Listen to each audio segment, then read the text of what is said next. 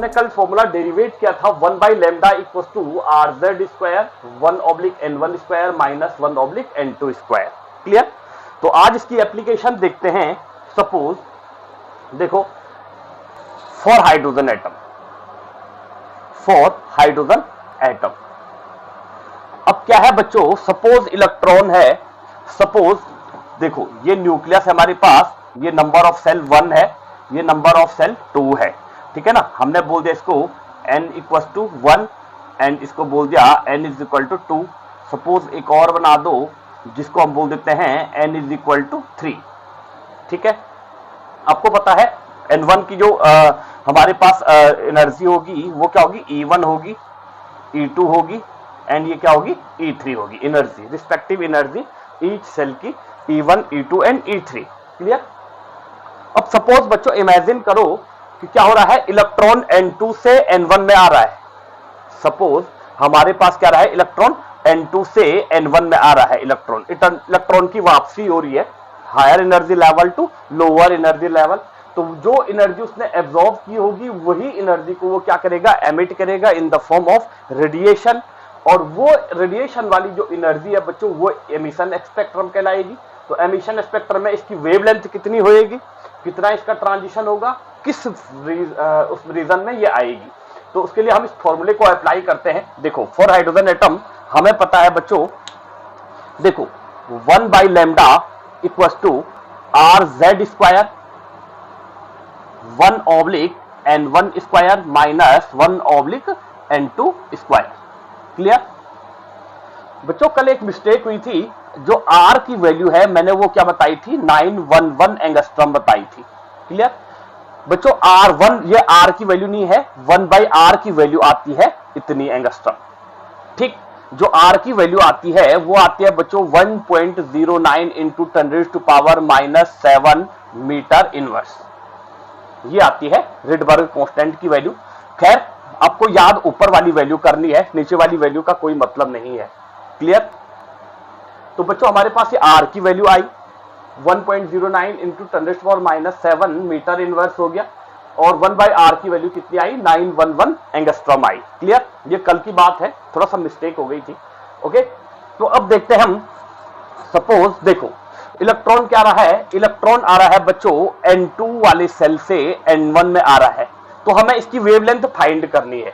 तो N12 देखो N2 से N1 में आ रहा है, तो N2 इज इक्वल टू क्या हो गया, N2 is equal to 2, N1 is equal to क्या हो गया 1। क्लियर? तो हम यहां से वेवलेंथ निकाल सकते हैं 1 बाई लेमडा इक्वल टू हमारे पास R आ गया, R इंटू Z। अब देखो हाइड्रोजन एटम के लिए निकाले तो Z इज इक्वल टू क्या होगा, Z equal to 1 for hydrogen atom. Hydrogen atom के लिए हम Z की वैल्यू कैलकुलेट कर रहे हैं, तो R इंटू 1 का स्क्वायर हो जाएगा इंटू 1/N1 की वैल्यू कितनी है, 1 है, तो 1/1 का स्क्वायर माइनस 1/2 का स्क्वायर। क्लियर?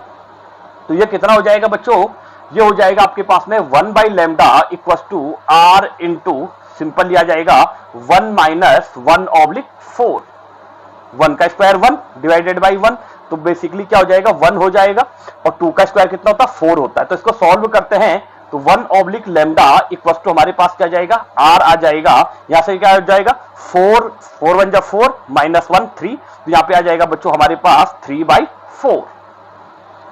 इतना क्लियर है?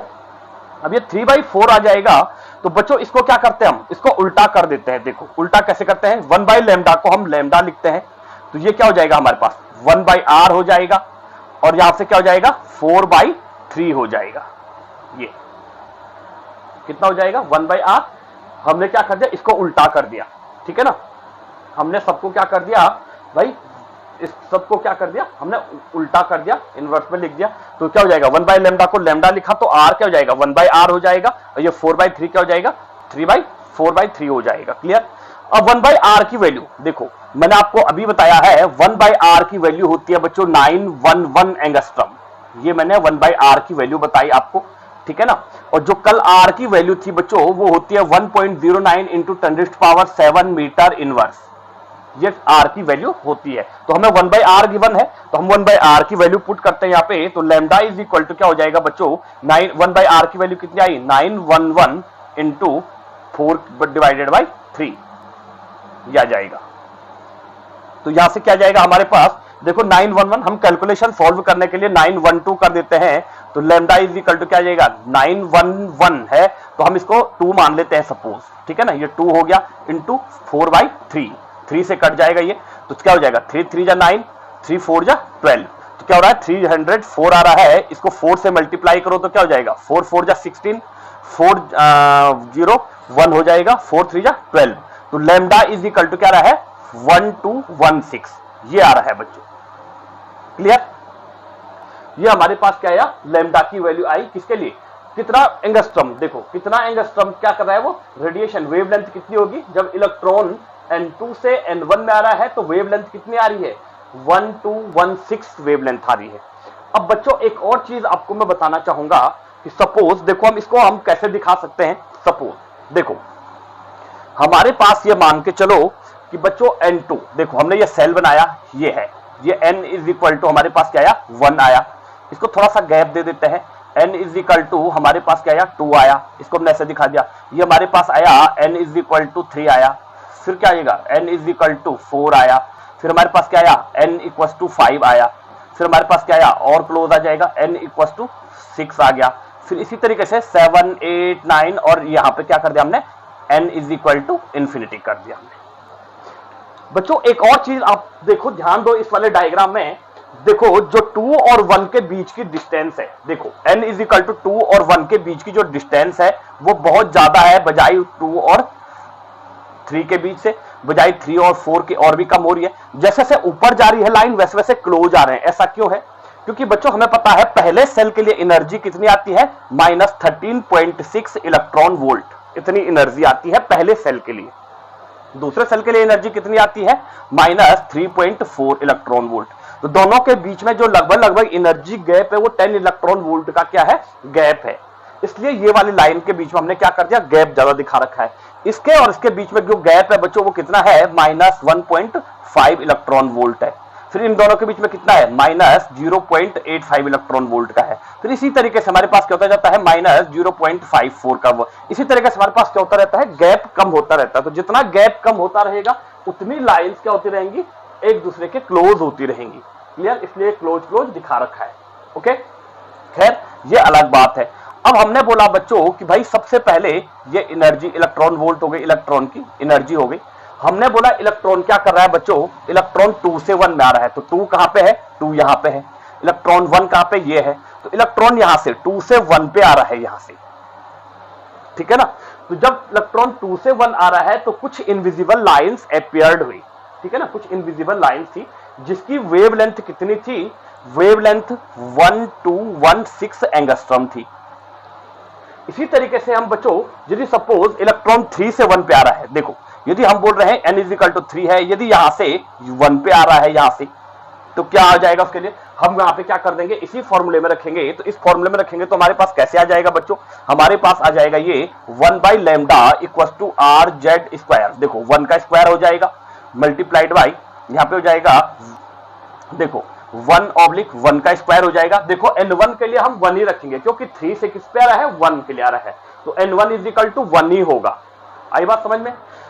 यहाँ पे क्या हो जाएगा माइनस, अब देखो यहाँ पे क्या हो जाएगा कहां से आ रहा है 3 से आ रहा है, तो यहाँ पे क्या आएगा 3 का स्क्वायर आ जाएगा, ये क्लोज हो जाएगा। तो 1/λ इक्वल टू हमारे पास क्या जाएगा बच्चों, यहाँ पे R आ जाएगा इंटू हमारे पास 1 का स्क्वायर 1 मल्टीप्लाइड बाई R, तो R ही हो जाएगा। यहाँ पे आ जाएगा 1 - 1 डिवाइडेड बाई 9, ये आ जाएगा आपके पास में। क्लियर। अब देखो इसको सॉल्व करो बच्चों तो क्या हो जाएगा, ये सॉल्व करके आ रहा है आपके पास में 1/λ इक्वल टू R आ रहा है। यहाँ पे क्या जाएगा 9 1 9 -1 8 डिवाइडेड बाई 9, तो यहाँ पे क्या हो जाएगा 8/9 हो जाएगा। ठीक है, इसको उल्टा कर देते हैं तो लैम्डा इक्वल टू क्या हो जाएगा बच्चों 1/R हो जाएगा मल्टीप्लाइड बाई 9/8 हो जाएगा। 1/R की वैल्यू क्या बताई आपको 911 एंगस्ट्रॉम बताई। तो बच्चों हमारी बात हो रही है कि ये तो हमने निकाला n, जब इलेक्ट्रॉन क्या आ रहा है 2 से 1 में आ रहा है। यदि क्या हो इलेक्ट्रॉन n से 3 से n3 से n1 में आए, तो उसकी वेवलेंथ कितनी होगी।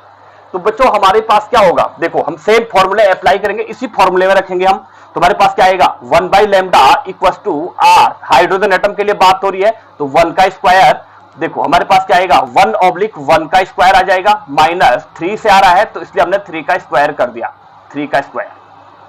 3 से किस में आ रहा है 1 में आ रहा है, तो यहाँ पे n1 की वैल्यू क्या होगी 1 है, यहाँ क्या हो जाएगा 3 से आ रहा है तो इसलिए 3 का स्क्वायर कर दिया। स्क्वायर कहां से आया, फॉर्मूले में n2 का स्क्वायर है। ठीक है, हमने 1 by lambda is equal to निकाला तो हमारे पास कितना आया r, यहाँ पे आया हमारे पास 1 माइनस 1 डिवाइडेड बाई 9 आया हमारे पास। हमने इसको आगे सॉल्व किया तो 1 बाई लेमडा इक्वल टू हमारे पास क्या आया r आया, फिर 9 1 जा 9 माइनस 1 8, तो हमारे पास क्या आया 8/9 ये आया। अब हमने इसको क्या कर दिया, फिर इनवर्स कर दिया, तो हमने लेमडा 1 बाई लेमडा को लेमडा लिखा तो r क्या हो जाएगा 1 बाई r हो जाएगा, और 8/9 क्या हो जाएगा हमारे पास 9/8 हो जाएगा। 1 बाई r की वैल्यू मैंने कितनी बताई आपको 911 एंगस्ट्रॉम, तो हमने रखो वैल्यू को 911 मल्टीप्लाइड बाई 9/8। अब आपको पता है 911 में थोड़ा सा टिपिकल पड़ेगा तो 912 कर देते हैं इसको, ताकि हमारे पास कैलकुलेशन क्या हो जाए इजी हो जाए। तो हमने लेमडा इज इक्वल टू 912 करा तो 8, देखो 8 1 जा 1 कितना था 1, फिर अगेन 8 1 जा 1, फिर 32, 8 4 जा 32, हमारे पास ये हो गया। तो ये इससे कट गया 14114, तो 9 से मल्टीप्लाई करो इसको, क्या हो जाएगा 9 4 जा 36, 9 1 जा 9, 3 12, 1 9 1 जा 9 और प्लस क्या हो जाएगा 10, तो कितना हो रहा है 1 2, ये आएगा हमारे पास कितना रहा है lambda is equal to 1216 angstrom आ रहा है।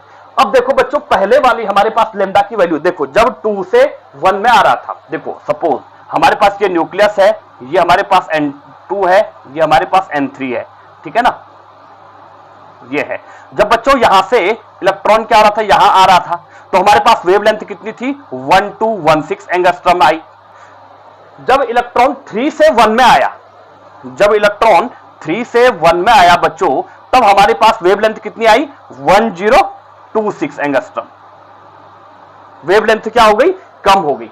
तो इसी तरीके से बच्चों यदि हम बोले कि भाई हमारे पास इलेक्ट्रॉन क्या हो रहा है इन्फिनिट से 1 में आ रहा है तो उसके लिए क्या होगा, उसके लिए और ज्यादा आ जाएगा, देखो और कम आएगा।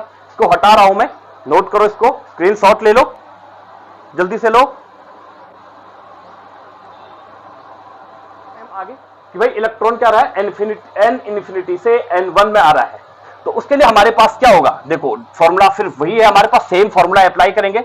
देखो हमारे पास क्या आएगा 1 by lambda equal to r into Z square, तो जेड के लिए हमारे पास क्या हो जाएगा 1 हो जाएगा, यहाँ पे क्या हो जाएगा 1/1 का स्क्वायर हो जाएगा, माइनस कहां से आ रहा है 1/इन्फिनिटी, इन्फिनिटी से आ रहा है तो इसका भी स्क्वायर कर देंगे, इन्फिनिटी का स्क्वायर इन्फिनिटी हो जाएगा। तो हमारे पास क्या हो जाएगा 1 by lambda is equal to r आ जाएगा हमारे पास 1/1 का स्क्वायर 1 हो जाएगा, माइनस क्या हो जाएगा 1 डिवाइडेड बाई इन्फिनिटी। क्लियर। अब बच्चों हमारे पास आपको पता होगा कि किसी भी चीज को इन्फिनिटी से डिवाइड करेंगे तो वो कितना आता है 0 आता है। तो भाई हम इसको 0 से डिवाइड करो तो 1 लेमडा इज इक्वल टू हमारे पास क्या आएगा r 1 माइनस, देखो 1 को 0 इन्फिनिटी से डिवाइड करेंगे तो क्या आएगा 0 0 आएगा, ठीक है ना अप्रोक्स में। अब ये 0 आ गया तो 1 माइनस 0 इज इक्वल टू 1 हो जाएगा तो ये r हो जाएगा, तो 1 by lambda is equal to हमारे पास क्या आएगा r आ जाएगा, ठीक है ना। तो इसको लेमडा करो तो हमारे पास क्या हो जाएगा, देखो आगे करते हैं इसको, देखो हमारे पास क्या हो जाएगा lambda is equal to 1 by r आ जाएगा, और 1 बाई r की वैल्यू कितनी बताई मैंने 911 एंगस्ट्रॉम, तो ये कितना आ जाएगा बच्चों, तो देखो हमारे पास n इन्फिनिटी से जब n1 में आ रहा है बच्चों तो हमारे पास लेमडा की वैल्यू कितनी आ रही है, लेमडा इज इक्वल टू यहाँ पे और लिख देते हैं lambda is equal to 911 angstrom आ रहा है, ठीक है, और कम आ गया। देखो जब हमारे पास फर्स्ट ट्रांजिशन हुआ बच्चों तो हमारे पास कितना हुआ 1216 था, और लास्ट ट्रांजिशन के लिए हमारे पास लेमडा कितना आया 911 एंगस्ट्रॉम आया। मतलब क्या हो गया है कि जैसे हम इन्फिनिटी से 1 पे आ रहे हैं तो वेवलेंथ क्या होती जा रही है कम होती जा रही है। तो आइए देखते हैं बच्चों ये किस सीरीज में आते हैं। सबसे पहले एक साइंटिस्ट हुए हैं लाइमन बोलते हैं, लाइमन ने क्या करा बच्चों कि जो वेवलेंथ थी स्पेक्ट्रल लाइंस थी वो एक बंडल के फॉर्म में मिलने लगे। बंडल बोले तो जैसे ये मान के चलो कि जैसे बिस्किट आते हैं तो बिस्किट क्या हो गए भाई ग्रुपिंग के फॉर्म में आने लगी, 1 बिस्किट 2 बिस्किट और 12 बिस्किट का एक पैकेट बनने लगा। तो एक पैकेट को हमने क्या बोल दिया एक बंडल बोल दिया हमने, ठीक है ना। तो वैसे ही हमारे पास जो स्पेक्ट्रल सीरीज थी वो भी क्या आने लगी, बंडल के फॉर्म्स में आने लगी। मतलब सपोज जैसे हम क्या हैं, जैसे सपोज किसी शहर के, सपोज देहरादून वाले हैं तो देहरादून वाले एक रूम में हैं, सपोज हमारे पास दिल्ली वाले हैं तो दिल्ली वाले एक रूम में हैं, सपोज हमारे पास क्या है देहरादून गढ़वाल वाले हैं तो गढ़वाल वाले एक रूम में आगे, कुमाऊं वाले हैं वो एक रूम में आगे, जैसे श्रीनगर गढ़वाल वाले हैं श्रीनगर गढ़वाल के एक रूम में आगे, रुद्रप्रयाग वाले हैं वो एक उसमें आगे। तो अकॉर्डिंग टू मतलब अपने स्टेट के हिसाब से एक एक रूम में आने लगे। तो वैसे हमारे पास क्या होगी, स्पेक्ट्रल लाइन भी एक एक बंडल के फॉर्म में आने लगी। तो उन बंडल को रिप्रेजेंट करने के लिए एक साइंटिस्ट आए लाइमन, उन्होंने एक सीरीज दी जिसको क्या बोलते हैं, लाइमन सीरीज बोलते हैं। तो इसका स्क्रीनशॉट ले लो जल्दी से, फिर हम आगे रिप्रेजेंट करते हैं। तो बच्चों हुआ क्या कि हमने क्या कर दिया, इसको दिखा दिया n = 1, जिसकी एनर्जी कितनी थी बच्चों, -13.6 इलेक्ट्रॉन वोल्ट। ये हो गया हमारे पास n = 2, इसकी एनर्जी कितनी थी, -3.4 इलेक्ट्रॉन वोल्ट। तुम्हारे पास n = 3 आया तो हमारे पास क्या हो जाएगा, इसकी एनर्जी कितनी हुई, माइनस एनर्जी कितनी हुई, -1.5 इलेक्ट्रॉन वोल्ट। ठीक है ना। नेक्स्ट वाला आया हमारे पास n = 4, तो हमारे पास क्या होगी, इसकी एनर्जी कितनी थी बच्चों, हमारे पास इसकी एनर्जी थी -0.85 इलेक्ट्रॉन वोल्ट। फिर हमारे पास n = 5 वाला आया, इसकी एनर्जी कितनी आई, n = 5, इसके लिए हमारे पास क्या आया, -0.54 इलेक्ट्रॉन वोल्ट।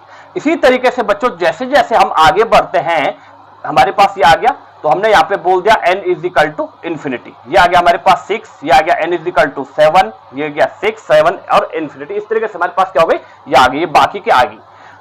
तो बच्चों एक चीज और देखो, जो ये मैंने लाइन बनाई ये क्या है, ये सेल है, n1 n2 n3 n4 n5 n6 n7 n8 n, इसी तरीके से n इन्फिनिटी कर दिया मैंने। एक और चीज देखो, जो ये गैप मिल रहा है बच्चों n1 और n2 के बीच में, या n2 और n3 के बीच में, या ऊपर जाओ जैसे, तो ये गैप कम होता जा रहा है। ऐसा नहीं है मैंने ऐसी अपनी मर्जी से बना दिया बच्चों, ये इसलिए है कि दोनों के बीच में n1 और n2 के बीच में जो एनर्जी गैप है वो कितना का है, करीब करीब 10 इलेक्ट्रॉन वोल्ट का है। देखो 13.6 है, 3.4 है, तो करीब करीब 10 इलेक्ट्रॉन वोल्ट का, इनके बीच का जो एनर्जी डिफरेंस कितना है, 10 इलेक्ट्रॉन वोल्ट का। जैसे जैसे हम ऊपर जा रहे हैं तो एनर्जी गैप क्या हो रहा है, कम होता जा रहा है। इसलिए ये लाइन क्या आ रही है, क्लोज आ रही है एक दूसरे की, ये क्या है, क्लोज आ रही है। तो ये क्या है, सेल है। ठीक है ना। अब हमने बोला बच्चों इलेक्ट्रॉन 2 से 1 में आ रहा है। ठीक है ना, हमने बोला इलेक्ट्रॉन क्या आ रहा है, 2, n = 2 कौन सा है, ये वाला है। तो हमने बोला इलेक्ट्रॉन 2 से 1 में आ रहा है, तो इसकी वेवलेंथ कितनी आई, 1216 आई। क्लियर। हमने बोला इलेक्ट्रॉन n = 3 से 1 में आ रहा है, तो इसकी वेवलेंथ कितनी आई बच्चों, देखो इसको हमने बोला 1216 बोल दिया, इसके लिए कितनी बोला हमने, इसके लिए 1026 आया। उसी तरीके से n4 आया, उसी तरीके से n5 आया, उसी तरीके से n6 आया। ठीक है ना। उसी तरीके से n इन्फिनिटी वाला आया, ये कहां आ रहे हैं, 1 में आ रहे हैं, ये n1 में आ रहे हैं। तो जब हमारे पास पहला वाला आया बच्चों, ये वाला जो आया हमारे पास में, इसकी जो वेवलेंथ थी वो कितनी थी, 1216 एंगस्ट्रॉम थी। और जो लास्ट वाला आया ये n इन्फिनिटी से n1 के बीच में आया, जो इसकी वेवलेंथ कितनी आई, 911 एंगस्ट्रॉम आई। तो हमारे पास सबसे लॉन्गेस्ट वेव कौन सी आई भाई, जिसकी वेवलेंथ हाईएस्ट है, हाईएस्ट वेवलेंथ हमारे पास क्या आया, जब इलेक्ट्रॉन n2 से n1 में आया। सबसे शॉर्टेस्ट वेवलेंथ कौन सी है, जब n इन्फिनिटी से n1 में आया, सबसे शॉर्टेस्ट वेवलेंथ है। मतलब एनर्जी का गैप जितना ज्यादा होगा, एनर्जी डिफरेंस डेल्टा ई जितना ज्यादा होगा, उतनी वेवलेंथ क्या होती जाएगी, कम होती जाएगी। मतलब हम ये बोल सकते हैं कि delta E is inversely proportional to wavelength. ठीक है ना। हमने क्या बोल दिया कि भाई यदि एनर्जी डिफरेंस बढ़ेगा, यदि एनर्जी डिफरेंस बड़ा होगा तो वेवलेंथ क्या आएगी, छोटी होगी। एनर्जी डिफरेंस हमारे पास क्या होगा, यदि सपोज एनर्जी डिफरेंस हमारे पास क्या, यहाँ क्या आया, देखो 2 से 1 में आया, बहुत क्लोज है n1 और 2। ठीक है ना। 1 और 2 मतलब 2 से छोटा सा है, 2 से 1 में आ रहा है। हमारे पास क्या हो रहा है, 3 से 1 में आ रहा है, 4 से 1 में आ रहा है, 5 से 1 में आ रहा है, 6 से 1 में आ रहा है, इसी तरह से इन्फिनिटी से 1 में आ रहा है। जितना दूर होगा, दूर से आएगा, उतनी उसकी वेवलेंथ क्या होती जाएगी, कम होती जाएगी। क्लियर। तो बच्चों ये जो लाइन, ये जो सीरीज दी थी, ये सीरीज दी थी, देखो आप देख रहे हैं मैंने बीच में सिर्फ देखो 1 2 3 4 5 6 बनाए। ठीक है ना। ये इन्फिनिटी से बनेंगे जहां से आप मेजर कर रहे हैं। तो ये सीरीज ऑफ लाइन किसने दी थी, लाइमन साइंटिस्ट आया था, कोई लाइमन नाम से साइंटिस्ट आया था, जिसके नाम से क्या जानते हैं, लाइमन सीरीज जानते हैं। लाइमन ने क्या करा था बच्चों कि जो इलेक्ट्रॉन आ रहा है वो कहां से आ रहा है, n इन्फिनिटी से n1 के बीच के ट्रांजिशन को दिखाया था लाइमन ने, इसलिए इनको क्या बोलते हैं, लाइमन सीरीज। बच्चों एक और इंपॉर्टेंट चीज है, जो ये 1216 एंगस्ट्रम, लास्ट लाइमन लाइन कितनी आई, 911 एंगस्ट्रम आई हमारे पास में। तो कंडीशन क्या है बच्चों, ये हमारे पास लाइमन सीरीज है और ये लाइमन सीरीज ने क्या करा, हमें पूछता है